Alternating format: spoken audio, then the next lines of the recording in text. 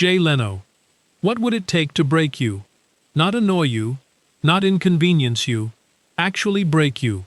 Because there's a 76-year-old man in Burbank, California, who has been set on fire, thrown from a motorcycle, and dropped 60 feet down a hillside in the dark. And his response to all three was to show up for work the next available shift. And that's not even the hardest thing he deals with. The hardest thing happens every single morning in his own kitchen. And it has nothing to do with cars or fame or television ratings at all. His name is Jay Leno. And if you grew up in a house where the TV was on at 11:35 at night, you know his face better than you know some of your own relatives. 22 years behind the desk of the most watched show in late-night television. 200 classic cars in a private garage he built with his own hands and his own money. Decades of stand-up gigs, still going strong, still over 100 shows a year, at an age when most people are arguing with their doctor about whether they really need to keep climbing ladders. But here's the part nobody puts in the headline. For the last several years, Jay has been quietly, without complaint, without a publicist crafting the story, caring for his wife Mavis Leno as she lives with advanced dementia. And for 3 of those years, she woke up every single morning believing she'd just gotten the news that her mother had died. Not a memory of grief, fresh grief, every morning, reset to 0, like the worst day of her life kept happening on a loop, and he was standing right there for every single one of those mornings. So stick with me for the next few minutes, because this isn't really a story about a famous comedian. It's a story about what a person is actually made of once the cameras go home. And by the end, you might find yourself asking a harder question than, how does he do it? You might start asking whether you'd be able to do the same. Let's rewind, because none of this, the toughness, the weird refusal to ever quit, the loyalty, came out of nowhere. It was built, brick by brick, starting in a place that had already decided he wasn't going to amount to much. Jay was born in New Rochelle, New York, back in the spring of 1950, and by the time he was old enough to sit in a classroom, teachers had already labeled him. He had dyslexia, though back then nobody called it that kindly. What they actually told his parents was that their son was slow, that he'd be lucky to end up doing something with his hands, factory work maybe, because school clearly wasn't going to be his thing. Imagine hearing that about your own kid. Imagine being that kid. His dad, Angelo, sold insurance for a living and believed above almost everything else in simply doing what you said you'd do. His mom, Catherine, had come over from Scotland and had a tongue sharp enough to cut glass, along with a real love for words and wit. Between the two of them, young Jay picked up something the school system never gave him, the idea that trying hard mattered more than being naturally gifted, and that being funny was a completely legitimate way to survive. And that's exactly what comedy became for him, a way to survive. Long before he ever stood on an actual stage, he figured out that making people in a room laugh got him an instant reaction. No test to fail, no teacher grading him down.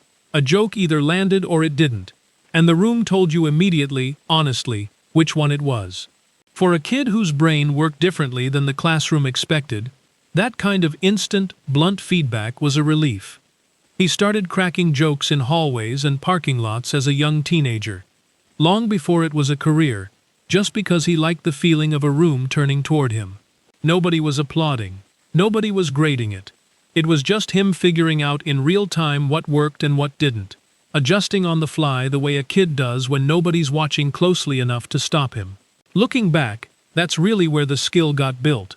Not in some classroom, not under any teacher's supervision, but in stolen 30-second windows between class periods, testing lines out on whoever happened to be standing nearby. His family eventually moved to Andover, Massachusetts, and while school still wasn't his strong suit, work was. He washed dishes, swept floors, and put in time at a car dealership, which, looking back, is almost too perfect a detail given what his garage would eventually turn into. At the time, though, it was just a paycheck, and a lesson that showing up on time, every time, was its own kind of self-respect. There was nothing glamorous about any of it, no sign anywhere pointing toward a future television legend. Just a kid figuring out early that the world doesn't actually care how you do on paper. It cares whether you show up tomorrow and do what you said you'd do. He went on to Emerson College in Boston and actually graduated with a degree in speech therapy, which is a pretty funny footnote for a guy who ended up talking for a living almost non-stop for the next 50 years. But what mattered more than the diploma was the door Emerson opened into the Boston comedy scene, which in the early 70s was brutal. Tough rooms, tougher crowds, zero patience for anyone who wasn't sharp. If you could survive Boston, you could survive almost anywhere. And Jay Leno came out of that circuit, relentless and consistent, in a way that would define the rest of his career. He eventually made his way out to Los Angeles, a city that chews up young comedians and spits most of them right back out. The room that mattered most was a club on Sunset Boulevard, packed nightly with an audience that had zero patience for anyone who couldn't deliver. Jay showed up with two things: years of tightly honed material from the Boston grind, and a work ethic that honestly bordered on obsessive. When he wasn't on stage, he was writing. When he was done writing, he was back on stage. Other comedians coming up around that same time, guys who'd go on to become legends themselves, would later say the same thing about him. Nobody outworked Jay Leno. Nobody even came close. It was during those years that he crossed paths with David Letterman, and the two of them ran in the same circles, played the same clubs, and respected each other the way talented people recognize talent in one another. Nobody in that room in the mid-70s could have guessed that their names would one day be tied together in one of the most talked-about rivalries in television history. Back then, they were just two guys trying to be funny in a small room in Los Angeles, swapping material, bombing sometimes, killing other times, and generally putting in the exact same brutal hours every single comedian in that scene was putting in, if they wanted any shot at making it past open mic status. There's a version of this story where a guy with that much natural drive burns out, where the constant grind of writing all day and performing all night wears a person down until the material gets stale and the passion curdles into resentment. That's not what happened here. If anything, the opposite happened. The more reps he put in, the sharper he got, and the sharper he got, the more he wanted to keep doing it. It's a strange kind of engine, the one that runs on more work instead of less, but it's the exact engine that carried him out of those small rooms and toward something much bigger. The turning point came through Johnny Carson. Carson had Jay on as a guest, liked what he saw, and had him back again, and again. Every appearance sharpened him a little more, and in that era, getting Carson's approval wasn't just a nice compliment. It was the closest thing show business had to a passed torch. By the 80s, Jay was headlining venues most comedians only dream about, doing well over 100 shows a year, while also building his television presence. In 1987, he became the permanent guest host of The Tonight Show, meaning he was the guy trusted to sit in that chair whenever Carson wasn't there, in front of an audience of millions. When Carson announced his retirement in 1991, the entire country watched to see who'd get the job. NBC picked Jay. Letterman moved to CBS. The press spent years turning it into a full-blown war story. But for Jay, it was never really about politics. It was about the chair. And on May 25, 1992, at 42 years old, he finally sat in it as the permanent host. What followed wasn't a blip. It was a 22-year run split across two stretches, from 1992 to 2009, and then 2010 to 2014, during which he was consistently the most watched name in late night, pulling in 5 to 6 million viewers a night at his peak, and taking home multiple Emmys along the way. And through every single year of it, he kept doing stand-up on the weekends. Over 100 shows a year, on top of hosting 5 nights a week. He banked nearly every dollar the show paid him, and lived off what he earned doing stand-up instead. A habit so disciplined that people who heard about it assumed he was exaggerating. He wasn't. Now here's where the story stops being about talent and starts being about grit. Because in November of 2022, something happened that would have ended most people's momentum entirely. He was in his Burbank garage, not directing anyone, doing the work himself, the way he always has, lying underneath a 1907 steam-powered car, trying to clear a clogged fuel line. Gasoline sprayed across his face. A spark caught it. The left side of his face, along with his hands and chest, caught fire. He suffered third-degree burns, was rushed to a specialized burn center, and underwent skin grafts and oxygen therapy for injuries covering a real portion of his body. He spent roughly a week and a half in the burn center before he was released to continue healing at home. And within weeks, he was back in front of cameras, cracking jokes about it, refusing to let the story become anything heavier than it needed to be. He described the whole thing with almost no self-pity at all. People get hurt, accidents happen, and he simply moved forward. That's not forced toughness. That's a genuine philosophy. Humor isn't how he avoids the pain, it's how he processes it. A couple of months later, riding one of his motorcycles, he hit an unmarked wire stretched across a driveway, invisible with the sun in his eyes, and it tore across his body and broke his leg. He healed. He got back on the bike. Then, in November of 2024, while in Pittsburgh for a stand-up date, he fell down a steep hillside near his hotel, a drop of around 60 feet, in the dark, before a show he was still scheduled to perform. Fractured wrist, bruised face, swollen eye. 3 serious accidents inside 2 years. 3 recoveries. 0 pauses. But none of that, not the fire, not the wire, not the hillside, prepared him for what was waiting at home. Because fractures heal. Burns heal. What was happening to his wife doesn't heal. And it doesn't go in reverse. Mavis Leno, born Mavis Nicholson, met Jay back in 1976 at that same comedy club on Sunset, where he was cutting his teeth. She wasn't chasing fame. She was already a serious person in her own right, a committed activist who spent years fighting for the rights of women living under Taliban rule in Afghanistan, long before that cause got mainstream attention. They got married in November of 1980, made a conscious choice not to have kids, and built a life that, in Jay's words, was always just the two of them. Not a limitation, but a complete picture on its own. Then came the diagnosis. Advanced, progressive dementia, the kind that doesn't level off and doesn't reverse course.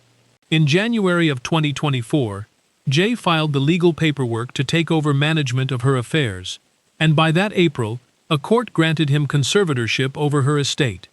Here's the detail that stops people cold, though. The one Jay shared publicly in an interview toward the end of 2025. For roughly 3 years, Mavis woke up every single morning believing she'd just learned, for the very first time, that her mother had died. Not a lingering sadness, not an old memory resurfacing. The full, fresh, crushing weight of brand new grief, every morning, on a loop, as if the news had just arrived.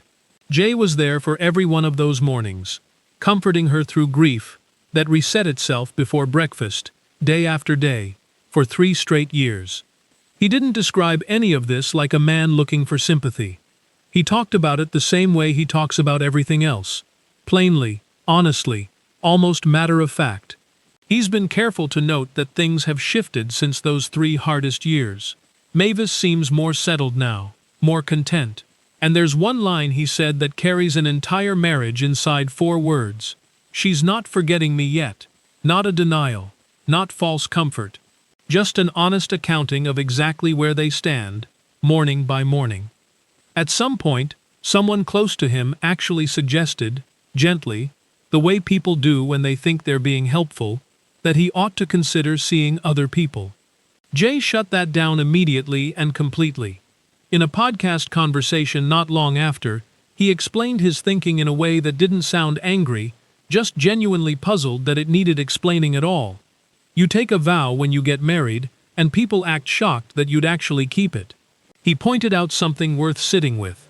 That loyalty and sticking around now surprises people, while walking away has become so normal it barely raises an eyebrow. He cooks dinner for Mavis every single night. Not on the nights his schedule allows it. Every night.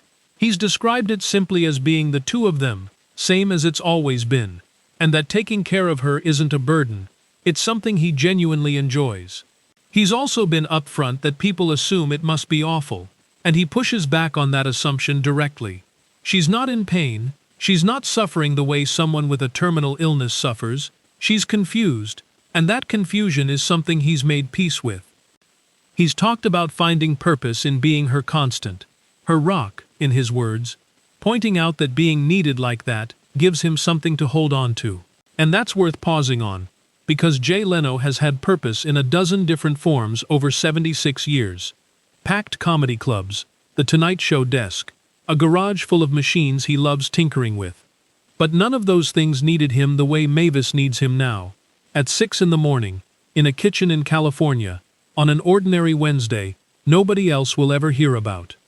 So when you step back and look at the whole picture, the dyslexic kid teachers wrote off, the guy who skipped nothing on his way up, the man who's been lit on fire, thrown off a bike, and dropped down a hillside and simply gone back to work each time.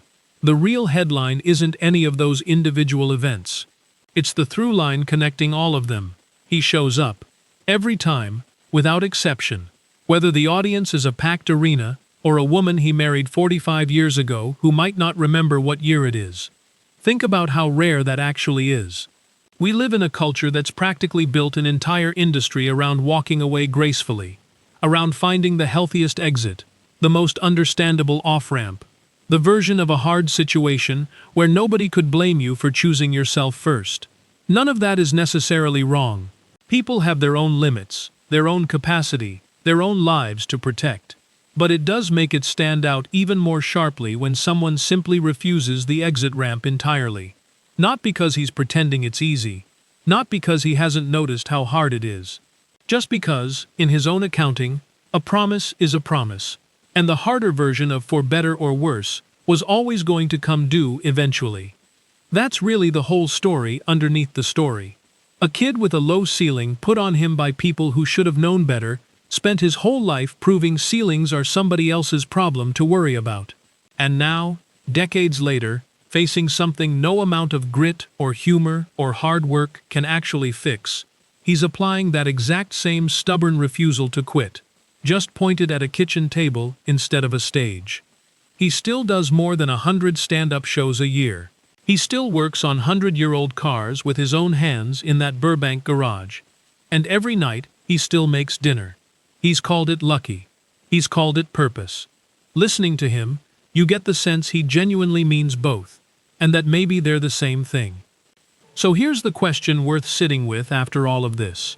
What do you think is the real lesson in a life like that? The work ethic, the humor in the middle of hard moments, or just the plain, unfashionable decision to keep a promise when nobody would have blamed him for not keeping it? Drop your take in the comments, because stories like this deserve more than a passive scroll. They deserve a conversation.